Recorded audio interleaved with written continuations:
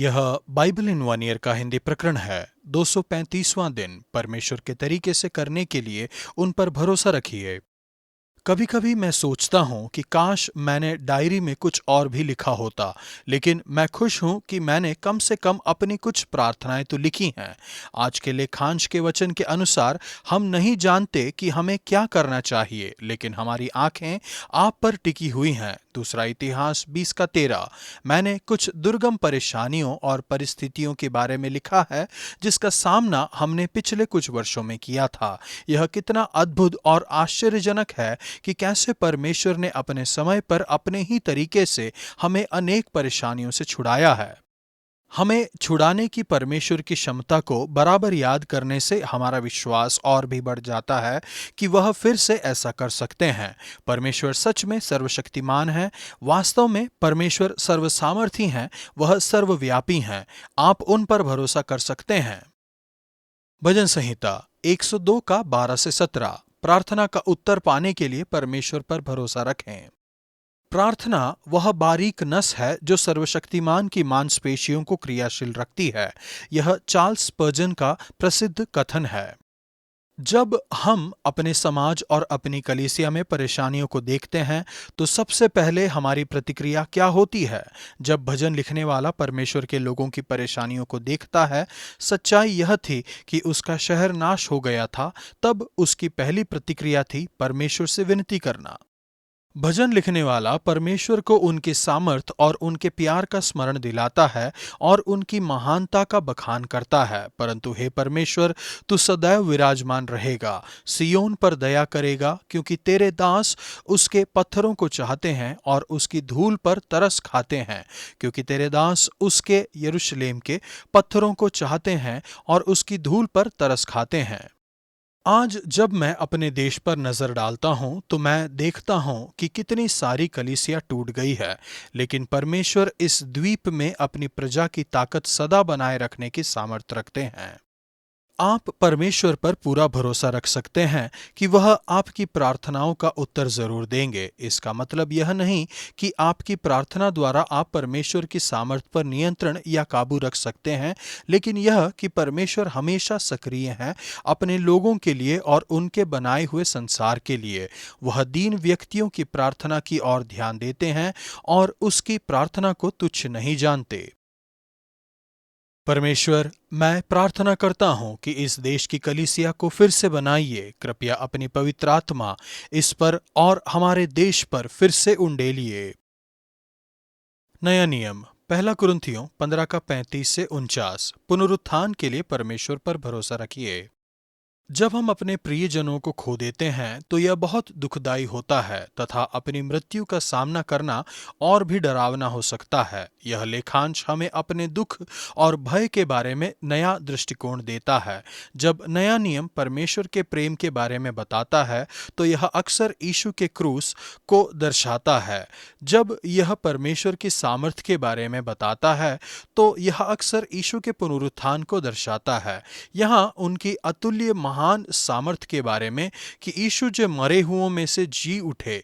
इफिसियों 1 का 19 और 20। यहाँ प्रेरित पौलुस बताते हैं कि कैसे वही सामर्थ आपके शरीर को भी फिर से जिला सकती है। वह गेहूं के बीज की तुलना लेकर समझाते हैं। वह अपनी पूरी क्षमता तक नहीं पहुंचते जब तक कि वह पहले मरकर दफन नहीं हो जाते। जो तू बोता है जब तक वह न मरे जिलाया नहीं जाता है। हालांकि दोनों भी अलग दिखते हैं और फिर भी बीज और गेहूं में बहुत अंतर है। यीशु के पुनरुत्थान के कारण आप भी भरोसा रख सकते हैं कि परमेश्वर आपको भी जिलाएंगे अपने तरीके से, जो हमारी सोच या कल्पना से काफी परे और उत्तम होगा। संशयवादी व्यक्ति पूछता है, यहाँ पुनरुत्थित शरीर कैसे दिखेगा? उन्होंने उत्तर दिया, यदि तुम इस सवाल को ध्यान से देखो तो तुम्हें एहसास होगा कि यह कितना बेतुका सवाल है, जो कि बगीचा बनाने के अनुभव जैसा है। हम निष्प्राण बीज बोते हैं और वह जल्द ही फलता फूलता पौधा दिखाई देता है। मृतक देह वह शरीर है जिसे जमीन में दफनाया जाता है, और जो पुनर्जीवित शरीर बाहर निकलता है वह प्रभावशाली ढंग से अलग दिखाई देगा। वह परमेश्वर की सृष्टि की विविध रचनाओं को दर्शाता है जो प्रसंगवश हमें सलाह देते हैं कि हमें किसी और व्यक्ति के जैसे बनने की जरूरत नहीं है। एक अलग किस्म का व्यक्ति बनकर रहना ही ठीक होगा। यह विविधता अच्छी है। आप देख सकते हैं कि विभिन्न किस्मों के जीवन, मनुष्य, जानवर, पक्षी, मछली शानदार हैं। आपको पुनरुत्थान की विभिन्न महिमा की एक झलक मिलती है, केवल पृथ्वी के जनसमूह को देखकर ही नहीं, परंतु आकाश के जनसमूहों को देखकर भी। सूर्य, चंद्रमा, तारे, यह सब प्रकाश और सुंदरता की किस्में हैं।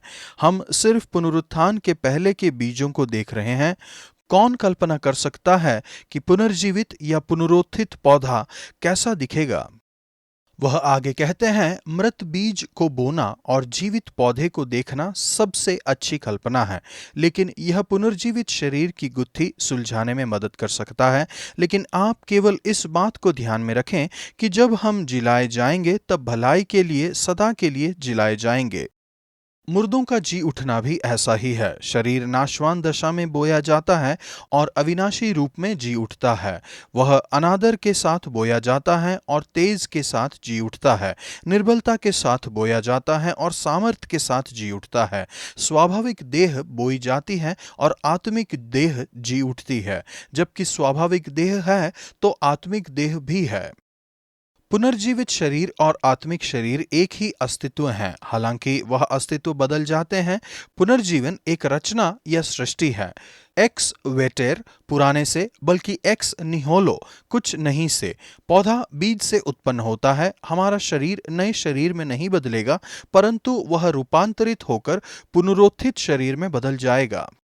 यीशु अब भी अपने पीछे चलने वालों के लिए आसानी से पहचाने जाने योग्य थे। कुछ मदद के साथ उनके पुनरुत्थित पुनर्जीवित शरीर में अब भी निरंतरता और अंतराल था। यीशु दीवार के बीच में से प्रवेश कर पाते थे और मछली भी खा सकते थे।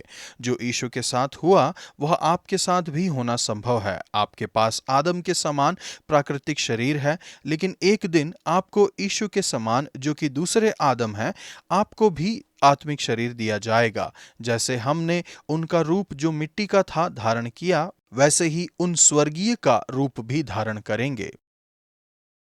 प्रभु, आपको धन्यवाद। जिस प्रकार यीशु मारे गए, गाड़े गए और फिर से जी उठे, उसी प्रकार आपकी सामर्थ्य के द्वारा हम भी जी उठेंगे और यीशु समान आत्मिक शरीर प्राप्त करेंगे। पुराना नियम, दूसरा इतिहास 18 का 28 से 21 के 3 तक। आपका युद्ध लड़ने के लिए परमेश्वर पर भरोसा करें।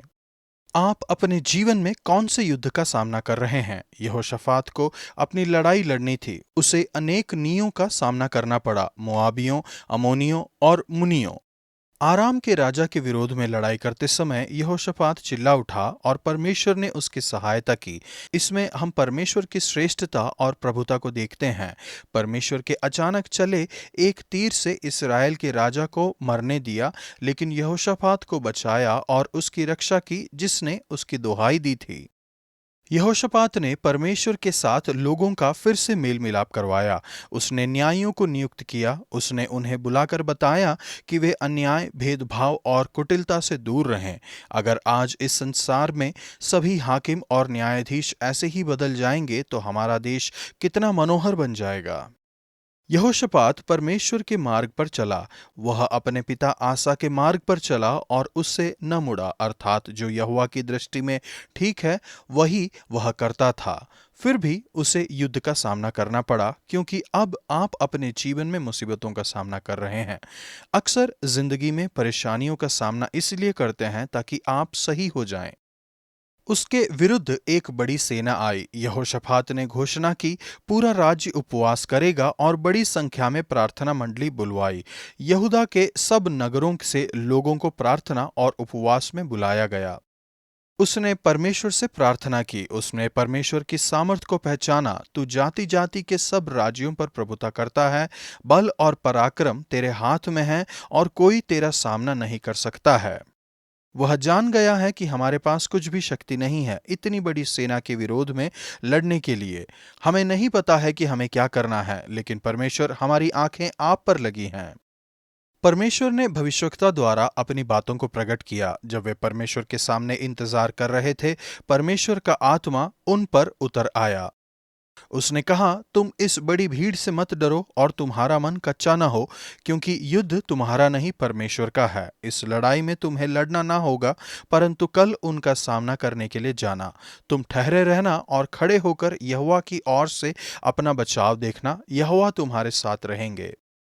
यहोशापात ने परमेश्वर को दंडवत किया। वे ऊंचे स्वर से यहोवा की स्तुति करने लगे। उसने लोगों से कहा, पूरे इतिहास की पुस्तक को हम इन बातों से सारांशित कर सकते हैं कि परमेश्वर यहोवा का विश्वास रखो, तब तुम स्थिर रहोगे। उनके नबियों की प्रतीति करो, तब तुम कृतार्थ हो जाओगे। उन्होंने यह कहकर परमेश्वर की स्तुति की। परमेश्वर की स्तुति करो, उसकी करुणा सदा की है। स्तुति आराधना एक हथियार है। जैसे उन्होंने स्तुति की, परमेश्वर ने उन्हें छुटकारा और विजय दिलाई। प्रभु, आज मैं जिन संघर्षों का सामना कर रहा हूँ, उनमें मैं आप पर भरोसा करता हूँ। मैं नहीं जानता कि मुझे क्या करना है, लेकिन मेरी आंखें आप पर टिकी हुई हैं। पहला कुरिन्थियों 15 का 42। मुर्दों का जी उठना भी ऐसा ही है। शरीर नाशमान दशा में बोया जाता है और अविनाशी रूप में जी उठता है। रोमांचक कुछ ऐसा जिसकी प्रतीक्षा है।